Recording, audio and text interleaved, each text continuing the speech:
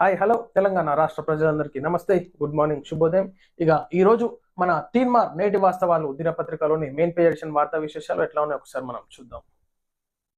Rajalingam Kia హత్య కక్షపూరిత హత్య, రాజకీయ వివాదంగా రాజలింగమూర్తి మృతి, అధికార విపక్షాల మధ్య మాటల వార్, మేడిగడ్డపై కేసే కారణమంటూ ఆరోపిస్తున్న భార్య సరళ, రాష్ట్ర సర్కార్ సీరియస్ స్పందించిన సీఎం, ఇప్పటికే కొంతమందిని అదుపులోకి తీసుకున్న పోలీసులు, అన్ని కోణాల్లో బృందాలుగా పోలీసుల విచారణ, భయాందోళనలో స్థానికులు, పూర్తి విచారణ అనంతరం వెలుగులోకి రానున్న కారణాలు అంటే వాస్తవానికి తను కేసేసిన ముచ్చట వాస్తవమే, తను ఇప్పుడు మృతి చెందిన మాట వాస్తవమే, తన భార్య సతీమైనటువంటి తను ఆరోపిస్తుంది.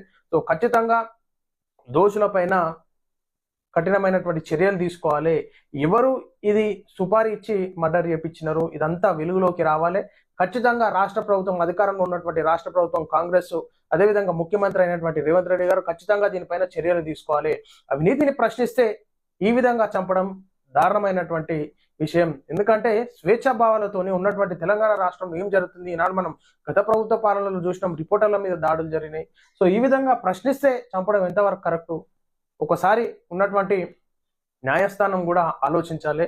కఠినమైనటువంటి శిక్ష వేసి వీళ్ళని, ఈ దోషులను శిక్షించాలని చెప్పేసి మేము కోరుతున్నాం. ఒకసారి వార్తా విశేషాలకు వెళ్దాం.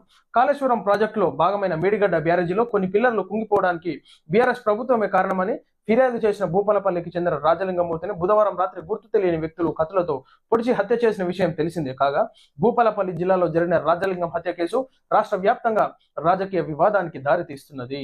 మేడిగడ్డ బ్యారేజీ కుంగుబాటుపై కేసు వేసేందుకు బీఆర్ఎస్ నేతలే హత్య చేయించారని అధికార పార్టీ మంత్రి కోమటిరెడ్డి వెంకటరెడ్డి సంచలన ఆరోపణలు చేశారు. ఈ హత్య కుట్రపూరితంగానే జరిగిందన్నారు. ఘటనపై సీఎం సీరియస్ గా ఉన్నారని, దోషుల్ని వదిలే ప్రసక్తే లేదని చెప్పారు. ఖచ్చితంగా ఉన్నటువంటి కోమటిరెడ్డి వెంకటరెడ్డి గారు కాదు, ఉన్నటువంటి రాష్ట్ర కాంగ్రెస్ లీడర్లందరూ దీన్ని ప్రశ్నించాల్సినటువంటి సమయం ఆసన్నమైనది. ఖచ్చితంగా ఏదైతే తన సతీమణి ఈనాడు భర్త మరణంతో ఎంతో దిగ్భ్రాంతి చెందుతుంది. ఖచ్చితంగా వాళ్ళకి రాష్ట్ర ప్రభుత్వం కూడా సపోర్ట్ గా ఉండాలి. ఈనాడు తప్పు జరిగితే ప్రశ్నిస్తే ఈ విధమైనటువంటి దారుణాల కొడగారితే కరెక్ట్ కాదు. సో ఖచ్చితంగా దోషులను శిక్షించాలి. ఉన్నటువంటి ఎవరైతే దీన్ని సుపారీ ఇచ్చినారు, అసలు ఎవరు చేయించినారు, ఇదంతా కూపిలాగి వాళ్ళకి బుద్ధి చెప్పాలి. మరలా ఈ విధమైనటువంటి ఇన్సిడెంట్స్ మరలా రిపీట్ కాకుండా చూడాలని చెప్పేసి మేము కోరుతా ఉన్నాం. ఒక్కో నిరుద్యోగికి 56,000 ప్రభుత్వం బకాయి, హామీల పేరుతో ప్రజలను మోసం చేస్తున్న కాంగ్రెస్ పార్టీ, ఎమ్మెల్సీ ఎన్నికల ప్రచారంలో కేంద్ర మంత్రి కిషన్ రెడ్డి వ్యాఖ్యలు. నిరుద్యోగికి గత ప్రభుత్వం నిరుద్యోగ భృతి ఇస్తున్నారు, మరి ఇప్పుడు వచ్చినటువంటి కాంగ్రెస్ ప్రభుత్వం ఆ నిరుద్యోగులకు ఏ విధంగా